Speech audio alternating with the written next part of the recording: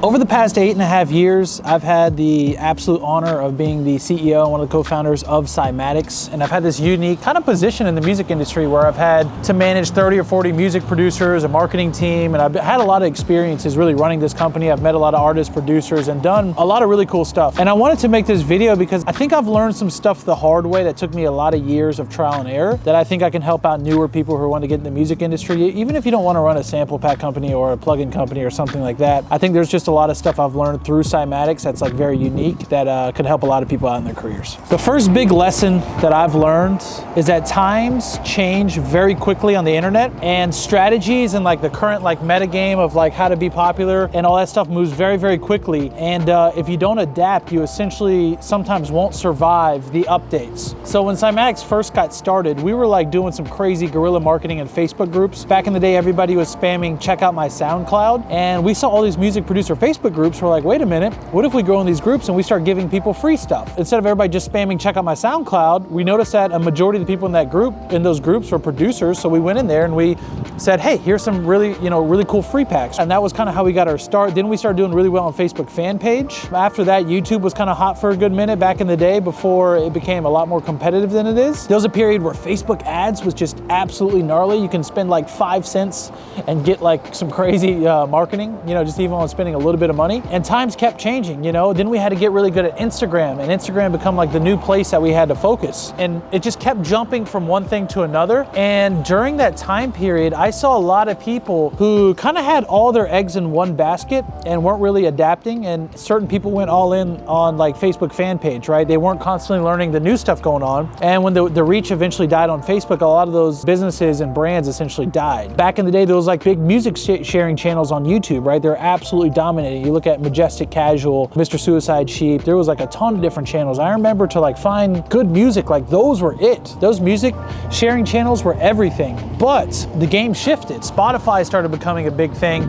Attention changed, YouTube changed quite a bit, and the rules changed. And a lot of those channels ended up dying off. And the thing is that Cymatics has stayed strong, and now we're stronger than we've ever been before. And the thing is that we've done that not by doing the same thing. We've had to adapt. And I've noticed that people who aren't adapting essentially sometimes die off, right? Like what happens when TikTok isn't doing very well anymore? Now you got to be on the new shit. So, one of my first lessons that's very important is that if you're doing almost any sort of business, music projects, selling beats, anything in the music industry, just even if you want to get a job, you have to update your skills. You have to pay attention to what's going on, what trends are out there. And that doesn't mean you need to chase every new social media outlet or every new thing, AI this or whatever it is. But for the most part, you have to understand that you will have to adapt. And if you can't adapt quick enough, there is a possibility that your project or your ideas won't make it to the next phase. The next lesson that took me years and years to learn, some of the detours on this lesson actually cost me like 3 years easily, but momentum is incredibly hard to gain. So once you have momentum, do not lose it at all costs.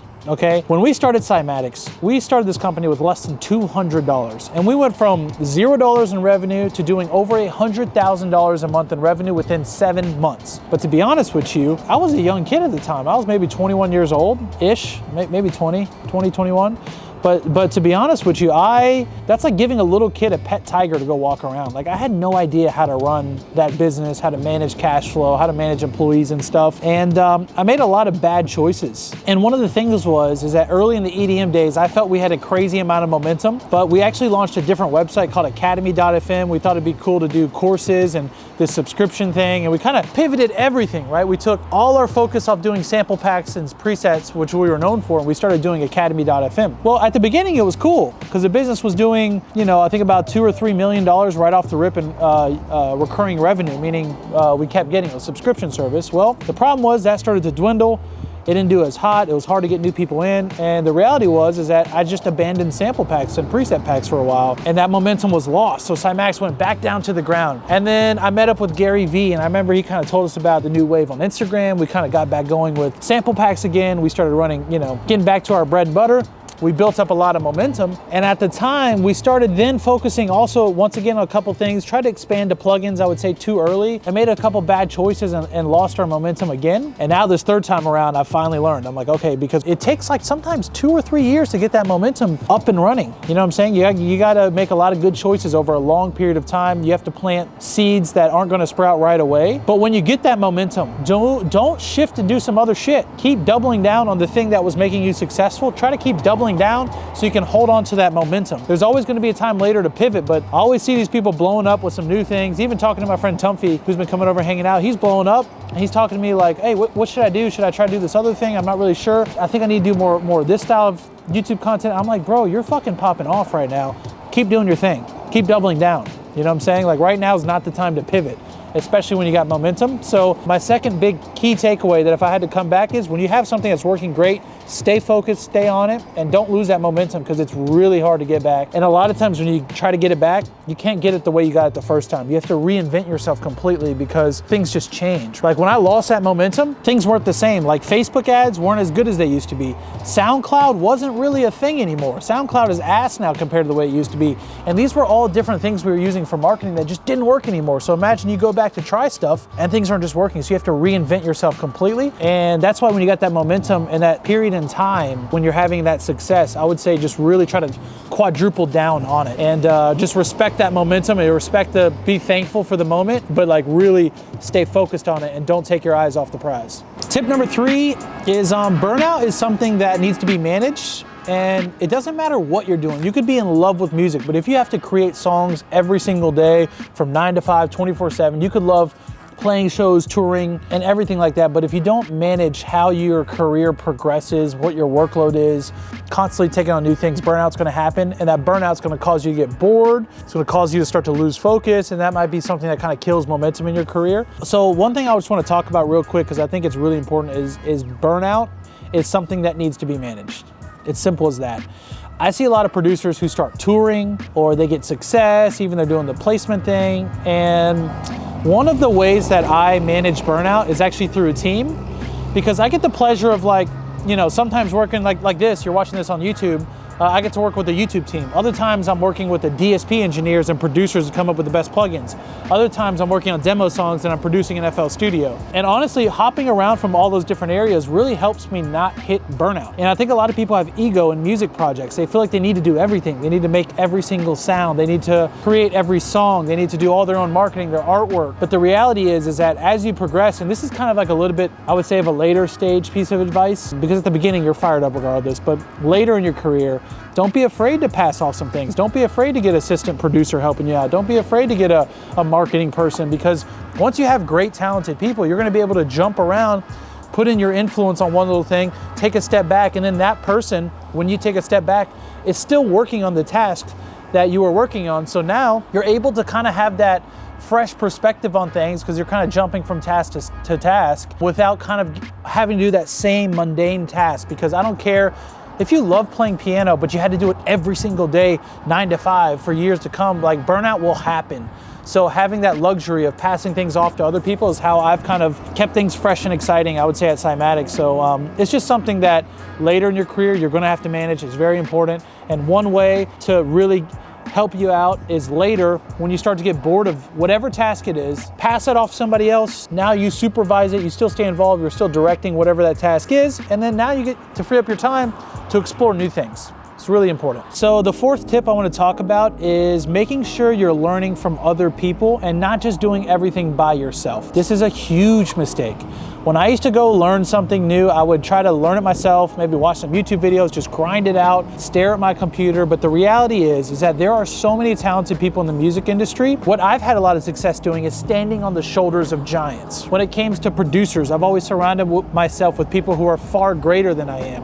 When it came to business, I had a mentor named Neil Patel who showed me a lot of stuff, and the dude was doing over 8 figures already. He already had one of the biggest online presence and internet marketing and like SEO stuff to the point where I was able to just kind of stand on his shoulders and take the advice. And I still do this to this day when it comes to plugin development. I find other people who are already really talented at those things. I see like some certain people's ego tied who want to do every little piece of everything themselves. They want to learn from scratch and they never find help. And I never understood that because it felt like it was just so suboptimal, right? If you're trying to get good at something, you want to hang out with people who are absolutely incredible at that thing. Even like I play basketball. If I play basketball and I'm trying to learn by myself versus training with the same guy who trained Michael Jordan, I'm gonna be way better off. And the music version of that is go find people who are way fucking better at you at whatever it is you're trying to do. If you're trying to learn piano, find somebody incredible at it. If you're trying to learn how to finger drum, find somebody incredible. And sometimes that means spending money on those skills. I do that all the time. I spend money on consultants. I spend money on lessons. I spend money on trying to hire people that are far better me in those categories than I am, or at least trying to learn from them. I read books. There's a lot of ways to do it even if you don't have money, but people who try to do stuff all by themselves usually don't get anywhere. Tip number 5, this is kind of my secret weapon, and I spend all my time on this right now. This allows me to sometimes do absolutely nothing, and yet I get to do everything. And it's something that I did when I had $0, and I'll tell you how to do that as well, which is really finding and building a great team. You need to have people. It doesn't matter if you're doing a music project, sample pack company, or you want a fucking lemonade stand. You're gonna need great people working with you. And if you're lucky, you can find one great person per year. And a lot of you guys may think, well, I don't have money to pay for somebody's salary. Well, at the beginning, neither did I. I started this company with less than $200. You know what I did? I went to my phone. I went down my phone book. I started calling cousins, family members. I started hitting up my friends, childhood friends, all that kind of stuff, just to see if people had a weekend free or pitch them this cool idea or tell them to get involved. People are fucking bored. They're watching Netflix, they're playing video games, but if you can give them some sort of vision, something to work on, and maybe that's bigger than just entertainment, I think a lot of people want to do that, especially with entrepreneurship and just social media and all these cool stuff that's happening, and how the internet is almost like decentralized, like what kind of ideas can pop off and what kind of cool things can happen. Even like things like TikTok too, you can be good at like some weird thing and then pop off and have like some sort of career. You don't even have to have money, and you can easily inspire a brother, a sister, a parent to help you, a friend, or anything like that for free. And then when you get to the later stages, you know, that's still the same game, except for you do it with salaries, right? You try to pay the best people to join your team.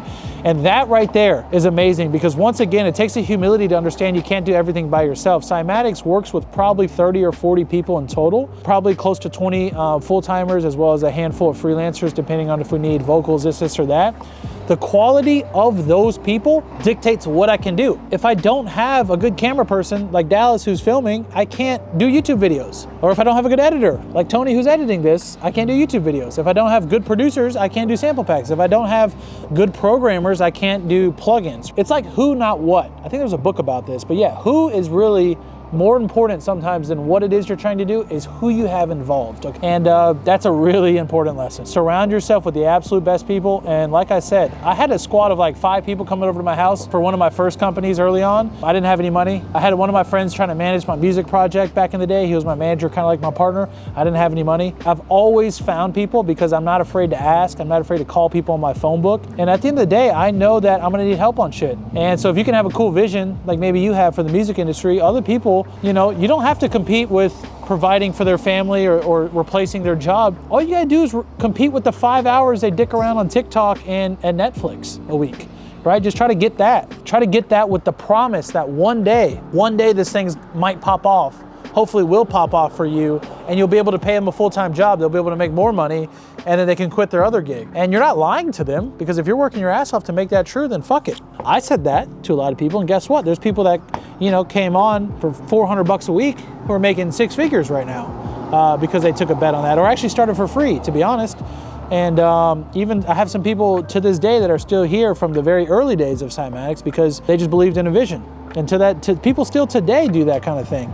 So yeah, I would say that's a really important thing. It doesn't matter if you have money or not, but surround yourself with great people, and it's just gonna make life way easier for you, regardless of what you're trying to be successful in. And yeah, I think it'll be a huge help. So that pretty much wraps it, guys. Those are the 5 things I think are really important. And some of those things, like the momentum, not losing the momentum or finding great people, I mean, this shit took me a decade of trial and error, a decade of banging my head against a wall. And now I'm able to kind of repeat success a lot more. Even if like something goes wrong, the new social media platform comes out, I'm able to approach things. So one of the cool parts is as you get deeper and deeper, you can probably start tackling new challenges, new ideas better and better. But yeah, some of this shit took me a long time. If you just listen to what I'm saying in this video, it'll help you out tremendously. But to be honest with you, sometimes you gotta learn stuff yourself, and that's completely fine too. But anyways, yeah, I hope you guys enjoyed this video. It's a little something different. You know, I'm not in the studio, I'm not in FL, I'm not showing off plugins. I'm just kind of talking about some of my experiences I've learned over the past 8.5 years being the CEO of Cymatics and a co-founder. And like I said, I started this company with no money, less than 200 bucks. It was in the back of a organic grocery store, like literally like a back little fucking closet office. And I would go to I would get food because my aunt would feed me. I would just be sitting and I would ask my aunt. I would work at the register a little bit too.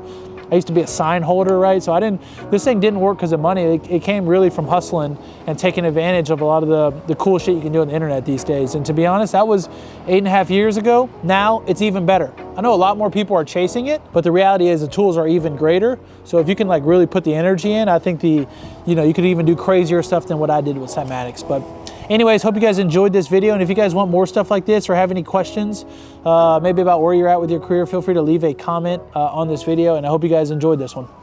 Peace.